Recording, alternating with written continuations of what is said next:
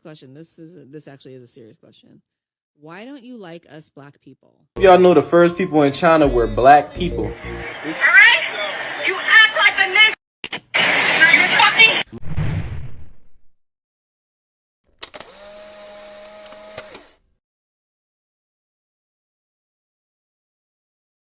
Hello everyone, welcome back to the channel, and today we are diving into a thought-provoking topic that has been stirring conversations online. A black man asks, why don't non-American Asian like us, black people? They often give the cold shoulder, but American Asian are cool. I even hang out with them often. Are non-American Asian just not used to us? Let's break this down and explore the reactions to it. Question. This actually is a serious question. Why don't you like us black people? Non-American Asians always gave me the cold shoulder. American Asians were cool and I often hang out with them. Are they just not used to us? Partially. Sad to say, but I know that there's anti-blackness very much so in a lot of Asian American communities. And obviously, unfortunately, anti-blackness is global.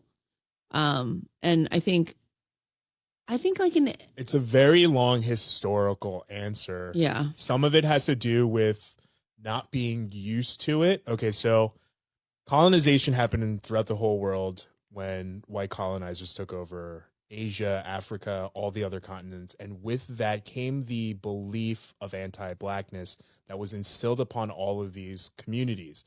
Now, once those colonizations ended, you were left with this homogenized community where they don't know anyone who don't look like they're all white, all Asian, all South Asian, whatever it may be.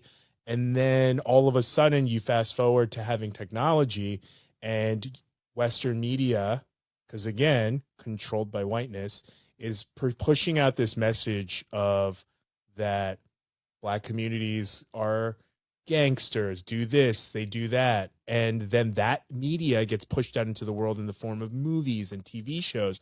And now you take this homogenized community who has learned anti-blackness through colonization and stuff like that, on top of the fact that it's then mixed with people who are learning about these races for the first time through fictionized television that is controlled by white media. And then you have this biased look. So when they meet black people for the first time, they're having to reconcile what they have been essentially brainwashed into thinking versus then trying to figure out what that means when they meet you and they're like, but you're not any of these things, which is the reason why you get a lot of people from Asia who are having to go through that discovery, and Asian Americans who grew up with that and know that those are things that are essentially propaganda, mind washing, to keep upholding this idea of, and instead of using the WS word, I'm going to say anti-blackness, because one is, hand in hand, and they push this anti-blackness, then it's basically global propaganda. So then people are trying to, come to those terms, and instead of just being hateful, they may just not understand. Mm-hmm. You know what I mean? And I think that's like the short end of it. Yeah. I mean, I have nothing to contribute. That was very concise. A lot of people are just conditioned to believe that black people are whatever the conditioner wants you to believe they are. Yep. And, like my grandma, the only black people she had ever seen were American soldiers in Korea. And to her, they were all part of the same group. And then when she came to America, all she knew about black people was, like you said, what she had seen on TV, what people had told her. And so she was very distrusting of black people. And I was like, how many black people are just like everybody else? Like, I go to school with black kids, like, and she was just like, oh no, they're very dangerous. I'm like, they're not. This is just what people wanted you to believe. But, what else did she know? You know what I mean? She's just this like, country girl from, uneducated, and is told by everybody in power what to believe. My God is better. My people are better. My guns are better. So she's like, okay, well, all of these things are better. So I better side with the better side. Yep. So for content and context purposes, go ahead and take the time to go watch the video that I am stitching in its entirety. Now that you've done that, I ain't even gonna hold you and take up too much more of your time. But one thing I'm gonna say is, as good of an answer that was, I still feel like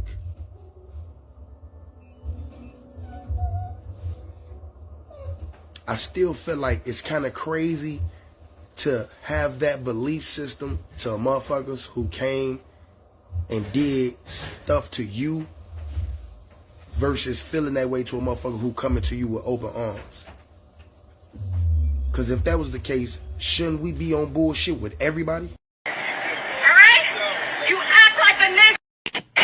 You fucking. Let me get this clear. This woman right here, this individual does not represent the Asian community. Her POC card is revoked. She is not a person of color anymore. White people, you can have her. The reason why I'm saying this is because I'm sick and tired of seeing my Asian people in the comments talking about, I apologize on her behalf.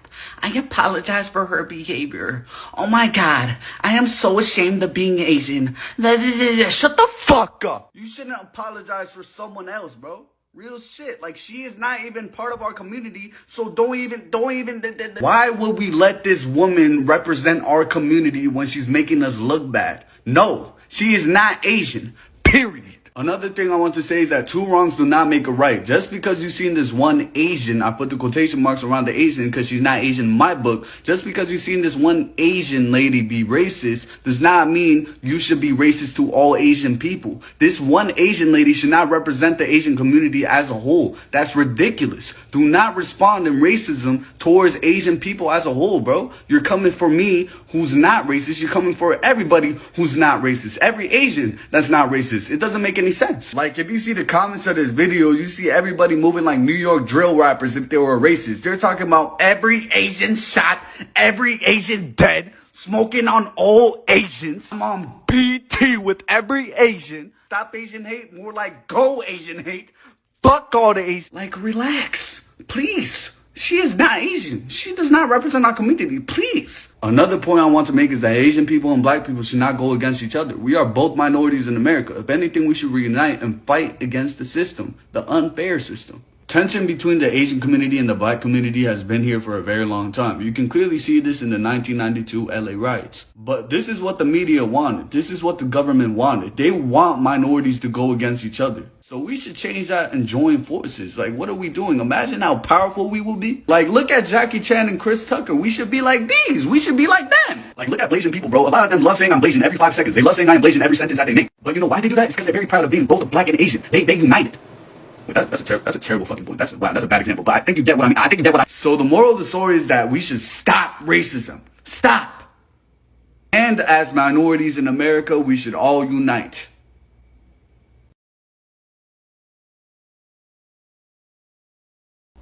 This couldn't be farther from the truth. In fact, our greatest allies have been the black community. Black and Asian solidarity has a long history. And that's not to erase the examples from both sides of intolerance, hate, and violence.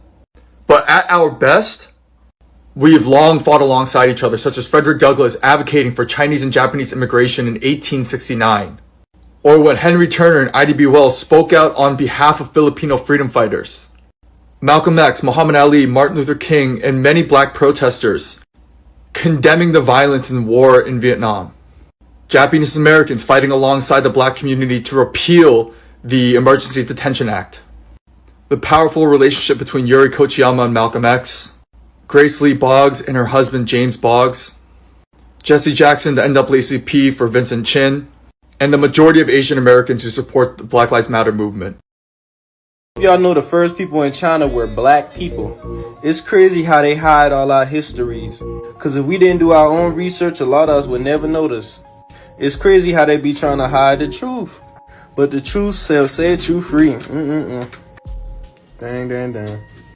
I hope y'all know the first people in China were black people. It's crazy how they hide all our... Alright, so let's really unpack this topic because it touches on so many layers of cultural, historical, and societal dynamics.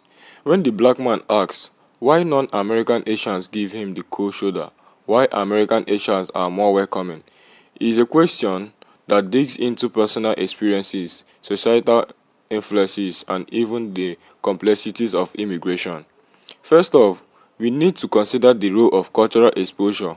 Non-American Asians, especially those who haven't grown up in countries with significant black population, might not have had many opportunities to interact with black people.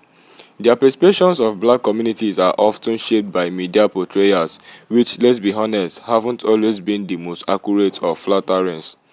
Movies, news reports, and TV shows have historically played a huge role in shaping stereotypes. For someone in a country like China, Japan, or South Korea, where black populations are quite small, their only exposure might come from this source. And if these portrayals lay negative, it's not hard to see how biases could form, even unintentionally. Now, compare that to American Asians who grew up in a diverse environment. In places like the US, cultural exchange is almost unavoidable. Whether it's through school, work, or just everyday life, American Asians are more likely to share experiences with black people. They grew up hearing hip hop, watching basketball, or consuming pop culture that has been heavily influenced by black creativity. These shared experiences help break down barriers and foster honest understanding. And let's not stop there. Historical and societal pressures play a significant role too. Non-American Asians often carry a cultural history of homogeneity. Many Asian countries are not only racial but also culturally homogeneous. It's not that they dislike other races, it's that they are simply not used to them. In countries like Japan, for example, foreigners of any kind are often viewed as outsiders, whether they are black, white, or even Asian, but from another country.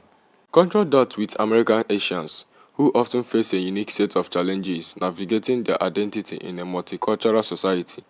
They are sometimes pressured to assimilate into predominantly white spaces, but at the same time, they are exposed to other marginalized groups. These dual experiences often makes American Asians more empathic and open to forming relationships with other minorities, including black people. Now let's address the elephant in the room. Colorism is a significant issue in many Asian cultures. Fair skin is often associated with beauty, success, and higher status, while darker skin is sometimes linked to labor, poverty, or lower social standing. This attitude, deeply rooted in history and colonial influence, can unintentionally feed into biases against darker-skinned individuals, including black people. But here is the thing, biases hasn't the whole story. Many non-American Asians who interact with black people on a personal level quickly realize how much they have in common. Language barriers and cultural differences may initially create a divide, but those walls often come down once meaningful interactions takes place. This brings me to a point about stereotypes on both sides. Just as some Asians might harbor stereotypes about black people, the reverse is also true. There is a perception in some black communities that Asians are cold, unapproachable, or even prejudiced. This mutual stereotype creates a feedback loop that prevents authentic connections. Breaking this cycle requires both sides to challenge their assumptions and be willing to engage. Now let's talk about the reactions to these questions online. Black people in the comments largely resonated with the idea that non-American Asians can feel distant. Many shared similar experiences of receiving stares or feeling unwelcome in a predominantly Asian spaces, but there were also voices emphasizing that not all non-American Asians behave the same way. Some commenters pointed out that their best friends or co-workers are from Asian countries and those relationships blossomed over time. Asian commenters brought up important points too. Some say they felt immense pressure from their families or communities to stick with their own. Others admitted to having internalized stereotypes but emphasizes that exposure to diverse cultures has changed their perspectives. For instance, an American-born Asian might feel more at ease hanging out with black friends because they have grown up together and share similar cultural touchpoints. But there were also critical voices, people who argued that the question oversimplified a complex issue. They pointed out that individual behaviors varies widely and it's unfair to generalize entire communities based on personal interactions. This perspective is valid because it reminds us that no group is a monolith. So where do we go from here? What can we learn from these discussions? I think it starts with acknowledging that discomfort often comes from unfamiliarity.